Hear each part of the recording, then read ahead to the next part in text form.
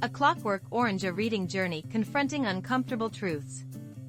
Dear readers, as we navigate life, we are often confronted with countless questions. What does it mean to be human? What defines good and evil?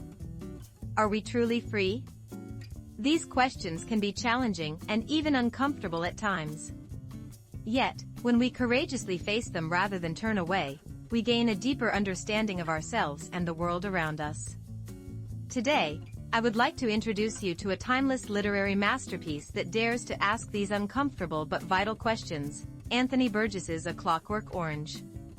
Upon hearing the title or catching glimpses of its content, some of you might already be familiar with this book. It was adapted into a controversial and widely debated film by Stanley Kubrick. However, the film captures only a fraction of the novel. The depth and complexity of the questions the book raises far exceed what can be conveyed in a cinematic adaptation.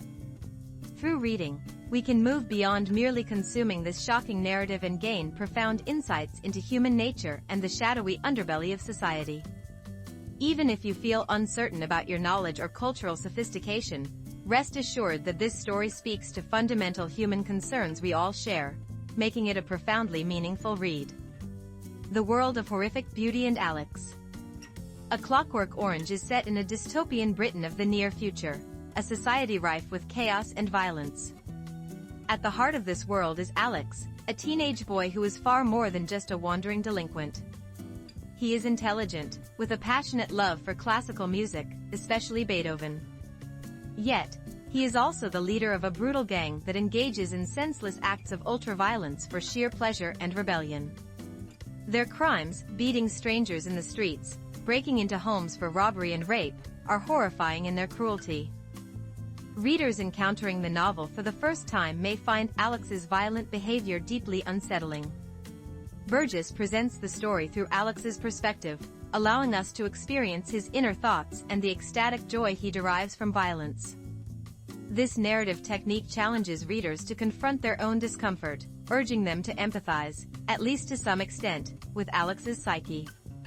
In doing so, it compels us to acknowledge the darker, more inconvenient instincts within ourselves.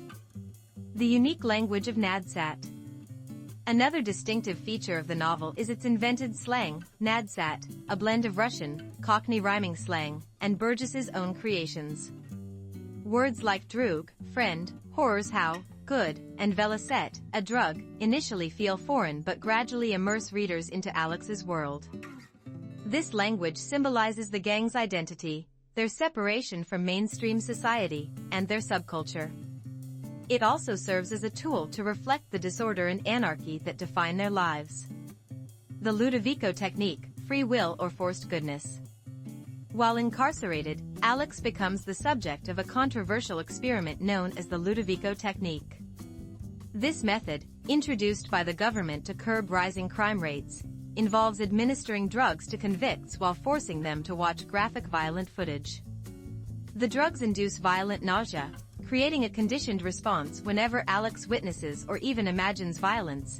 He experiences intense physical discomfort. As a result, his freedom to choose violence is forcibly stripped away. Even the music of Beethoven, once a source of joy, now triggers unbearable pain. Here, the novel poses a critical question: can someone who is incapable of choosing evil truly be considered good?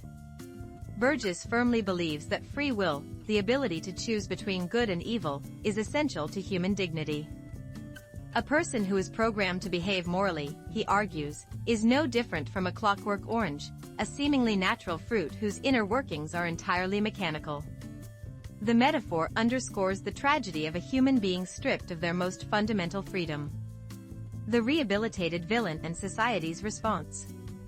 Upon his release, Alex is declared cured, yet his transformation is far from genuine. Deprived of the ability to resist, he is vulnerable to the very violence he once inflicted. Former victims, now government officials, exact their own brutal revenge, rendering Alex helpless. The novel forces us to confront the hypocrisy of society and the cyclical nature of violence. What is framed as justice often masks deeper corruption and injustice. Alex's eventual suicide becomes a catalyst for public outcry, exposing the ethical failures of the Ludovico technique. The government's attempt to recure him by reversing the conditioning further highlights the arrogance and irresponsibility of state power in manipulating human will. The divergent endings, hope versus despair. The novel's ending is a critical point of discussion. Burgess's original 21st chapter, omitted in the film and some American editions, concludes with Alex reclaiming his free will. He reflects on his violent past and expresses a desire to grow into a mature, law-abiding adult. This ending offers a hopeful vision of human potential, emphasizing the possibility of self-choice and moral growth.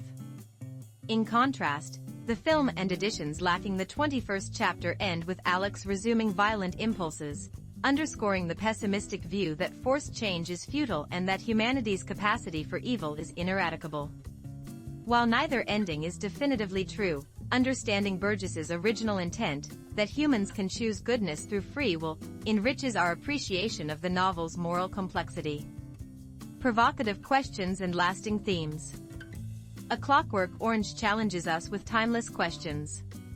1. The nature of free will. What does it mean to be truly human? Can a person without the freedom to choose be considered human at all? 2. The limits of state power. When is it justifiable for the government to infringe on individual autonomy? What ethical boundaries must be preserved? 3. The duality of good and evil. Is evil merely something to be eradicated, or is it an inherent part of human nature? How do we reconcile the coexistence of art and violence in Alex? 4. The purpose of rehabilitation. Does reforming criminals through coercion serve justice? What are the ethical implications of such methods? 5. Youth violence and alienation. How do societal neglect and generational divides contribute to youth violence? What role does the older generation play in perpetuating cycles of conflict? 6. Art and its influence. Can art inspire both beauty and brutality? How does culture shape and reflect the human soul? Embracing discomfort to find truth.